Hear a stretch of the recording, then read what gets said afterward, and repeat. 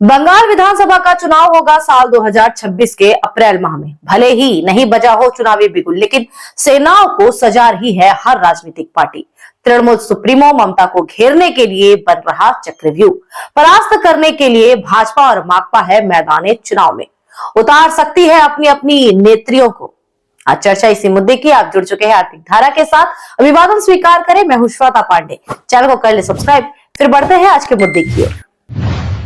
मुख्यमंत्री ममता बनर्जी बना चुकी है विधानसभा चुनाव में जीत की हैट्रिक। लगातार चौथी बार रिकॉर्ड जीत का दावा कर रही है तृणमूल और कमान खुद संभाल रखी है ममता ने। चुनाव की हो रही जमीनी तैयारी, लेकिन उन्हें घेरने के लिए भाजपा और माकपा भी है जोश में। तृणमूल की मजबूत वोट बैंक मानी जाती है महिला वोटर। लक्ष्मी भंडार सहित 5 योजनाएं लागू हैं महिलाओं के लिए, लेकिन भाजपा माकपा बना रही है अलग रणनीति। लक्ष्मी भंडार बनाम नारी प्रताड़ना, इसके लिए तैयारी है महिला नेतृत्व को कमान थमाने की। भाजपा में जहां विधायक अग्निमित्रा पॉल है फ्रंट पर, वहीं माकपा दाव लगाएगी मीनाक्षी और देवलीना पर। तो इस रणनीति की करते हैं आज विवेचना। बने रहेगा पूरे वीडियो में हमारे साथ, क्योंकि खुलेंगे इस रणनीति के हर तार। सामने आएंगे राजनीति के वे पहलू जिन्हें पार्टियों ने अब तक नहीं किया है सार्वजनिक। बंगाल में महिला वोटरों की संख्या है 51%। मतदान में भी पुरुषों की तुलना में अधिक होता है महिलाओं का परसेंटेज। तृणमूल का महिला वोटरों के बीच है मजबूत जनाधार। इसके हैं 2 प्रमुख कारण। तृणमूल का महिला नेतृत्व और राज्य सरकार की महिला सशक्तिकरण योजनाएं शामिल है। इनमें लक्ष्मी भंडार, स्वास्थ्य साथी, विधवा भत्ता, कन्याश्री, रूपश्री। राज्य सरकार इन योजनाओं में देती है एक मुश्त राशि, स्कूल से शुरू कर मरणोपरांत तक। भाजपा, माकपा और कांग्रेस के लिए है बड़ी चुनौती, लेकिन राज्य सरकार महिला उत्पीड़न नियंत्रण के मामले में लगातार हो रही है फेल। संदेश खाली हो, आरजी कर अस्पताल मामला हो या मेदिनीपुर जिला अस्पताल में स्लाइन कांड, ममता सरकार को लगा है भारी झटका। इन घटनाओं से राज्य स्तर पर उभरा है भारी आक्रोश। मौका नहीं छोड़ा है विपक्षी पार्टियों ने। अलग है यह बात, ममता के संघर्षों का अनुभव हर बार निकाल ले गया उन्हें गहरे संकट से। लेकिन ये घटनाएं लिख रही हैं जनाक्रोश की रोज नई कहानियां। महिला वोटरों का एक तबका सार्वजनिक रूप से आ रहा सड़कों पर। संदेश खाली में ग्रामीण महिलाओं ने दिखाया था अपना उग्र तेवर। रेखा पात्र बनकर उभरी थी मजबूत नेत्री। भाजपा ने बनाया उन्हें संसदीय चुनाव में प्रार्थी। आरजी कर अस्पताल कांड में मजबूत पड़ी माकपा। जूनियर डॉक्टरों को सामने रखकर किया मजबूत प्रतिवाद। 14 अगस्त को रात पर दखल करो आंदोलन ने बनाया इतिहास। बंगाल में इतनी बड़ी संख्या में अपने बलबूते सड़कों पर कभी नहीं उतरी थी महिलाएं। चूल्हे हिल गई थी राज्य सरकार की। मेदिनीपुर स्लाइंग कांड को लेकर राज्य सरकार का है कड़ा रुख, लेकिन मौका नहीं छोड़ना चाहती विपक्षी पार्टियां। सभी मुद्दों को एक साथ पिरोने की हो रही कवायद। बंगाल की मिट्टी मानी जाती है काली की, दुर्गा की।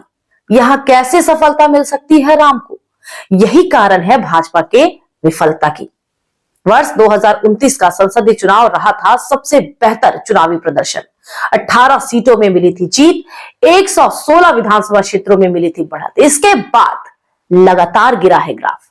आगामी चुनाव में महिला नेतृत्व की रणनीति है भाजपा की। बंगाल में भाजपा का चल रहा है सदस्यता अभियान। करीब 50 लाख बने हैं पार्टी के सदस्य। इनमें महिला सदस्यों की संख्या है 55%। साल 2019 से साल 2024 में महिला सदस्यों की संख्या बढ़ी 2 लाख।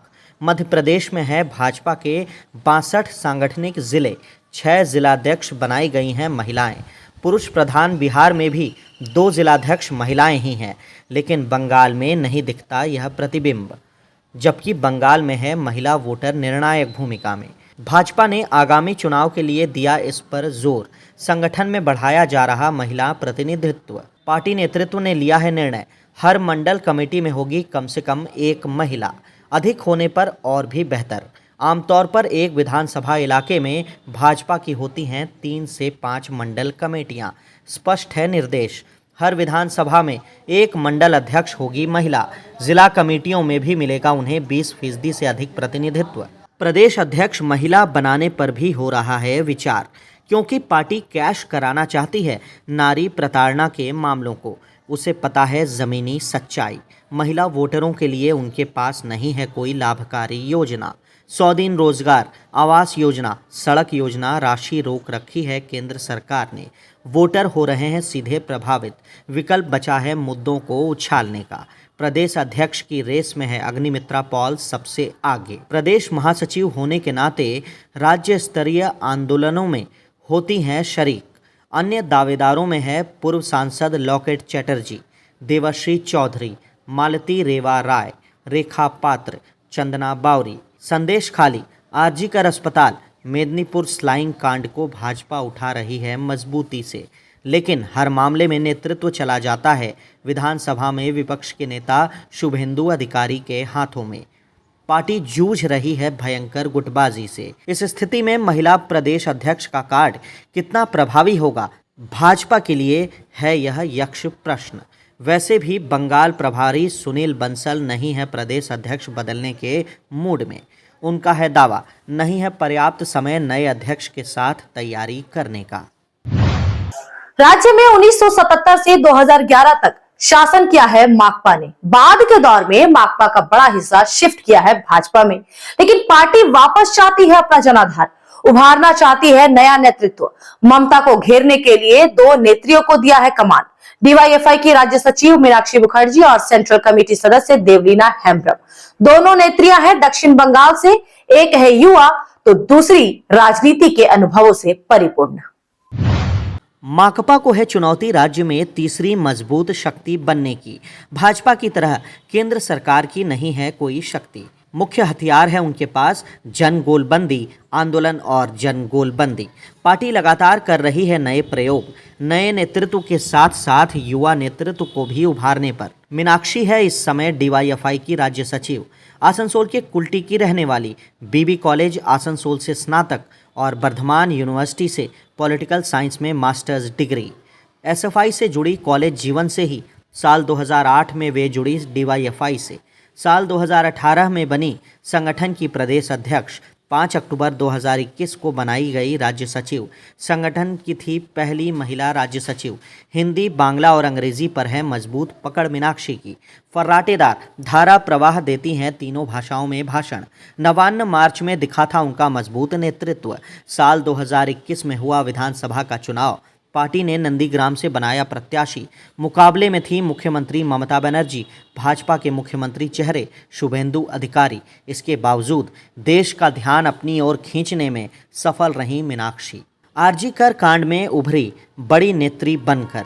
मृतका के शव को पोस्टमार्टम के लिए ले जाते समय रोक दिया था वाहन। 1 सप्ताह तक डटी रही अस्पताल परिसर में आंदोलनों के बीच। मेदिनीपुर स्लाइंग कांड को लेकर भी है आंदोलनरत। पुलिस ने दायर कर रखे हैं उनके खिलाफ विभिन्न थानों में दर्जनों मामले, लेकिन युवा कार्यकर्ताओं में है सबसे अधिक लोकप्रिय। लौटते हैं अब देवलीना की ओर। निवासी है बांकुड़ा के रानी बांध इलाके की। साल 2019 में हुआ था माकपा का ब्रिगेड मार्च। बड़े बड़े नेताओं के भाषणों का चल रहा था सिलसिला। अचानक मंच पर दिखी सफ़ेद साड़ी में एक महिला। जंगल महल की ठेठ ग्रामीण भाषा में दिया नारा, रक्त देबो तोबो माथा नौत कोरबो ना। रक्त देंगे लेकिन नहीं झुकेगा सर। उसी दिन मिल गई थी माकपा को एक और मजबूत नेत्री। 61 वर्ष की है देवलीना। साल 1996, 2006, 2011 में रही रानी बांध से विधायक। साल 2006 से 2011 तक रही राज्य सरकार में मंत्री। 11 दिसंबर 2012 में विधानसभा में उठाया उत्पीड़न का मुद्दा। पुरुष तृणमूल विधायकों ने सदन में की उनकी पिटाई। दाखिल होना पड़ा अस्पताल में, लेकिन नहीं छोड़ा मैदान राजनीति का। साल 2022 में बनाई गई पार्टी की सेंट्रल कमेटी की मेंबर। इस समय है 3 दायित्व: सेंट्रल कमेटी के मेंबर, राज्य सचिव मंडली की सदस्य, माकपा की बांकुड़ा जिला सचिव। माकपा के इतिहास में पहली घटना जब कोई महिला बनी है जिला सचिव। एक साथ 3 जिम्मेवारी नहीं मिलती किसी पार्टी नेता को। अपवाद में सिर्फ गौतम देव। देवलीना के लिए पार्टी के पोलित ब्यूरो से ली गई है स्पेशल अनुमति। मीनाक्षी देवलीना के नेतृत्व में पार्टी का दिखेगा जलवा। रणनीति है तृणमूल के वोटरों के गढ़ को ध्वस्त करने की। महिला वोटरों को लेकर पूरे देश में हो रही रणनीति। अधिक से अधिक लुभावक योजनाओं की लगी है रेस, लेकिन शुरुआत हुई है इसकी बंगाल से ही। संघर्ष भी होना है बंगाल से, हो भी क्यों ना। बंगाल की माटी है नारी शक्ति की। तो इन तीन राजनीतिक दलों की नेत्रियों की जंग देखने के लिए करना होगा समय का इंतजार। इस वीडियो में इतना ही। बने रहे आर्थिक धारा के साथ, क्योंकि हम जुड़े हैं अपनी माटी अपनी थाती से। अब देखेंगे दिन भर की कुछ छोटी बड़ी खबरें फटाफट।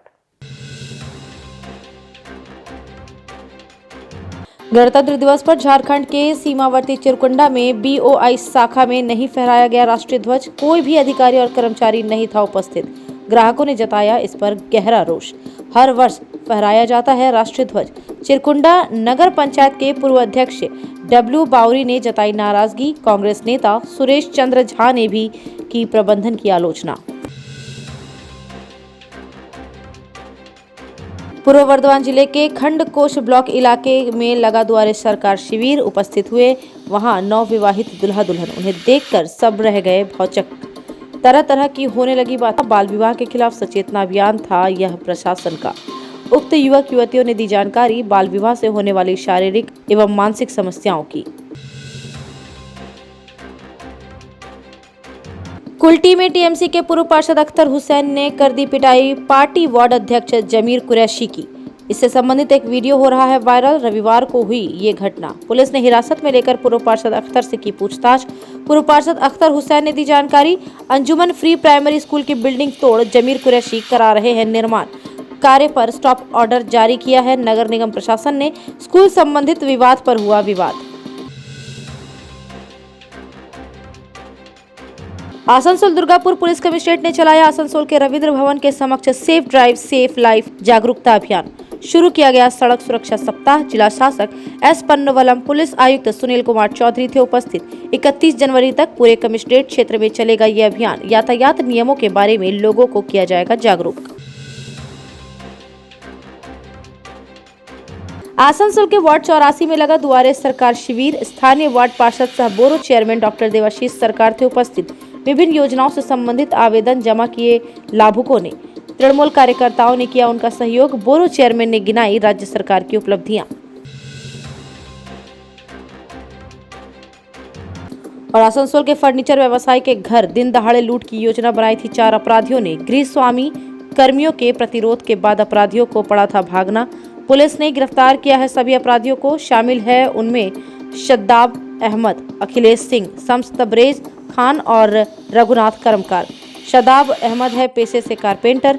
मिलता रहा था व्यवसायी सेवा अक्सर। उसे मिली थी जानकारी घर में आने वाली है बड़ी राशि। इसके बाद बनी योजना। उनके पास से बरामद हुई है 9mm पिस्टल, 6 कारतूस, 1 बाइक, कई मोबाइल फोन। पुलिस ने लिया है रिमांड पर।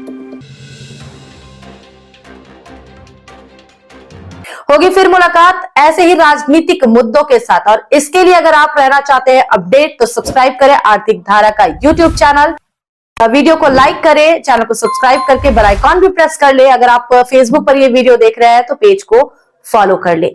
ज्यादा से ज्यादा इस वीडियो को शेयर करें। नमस्कार।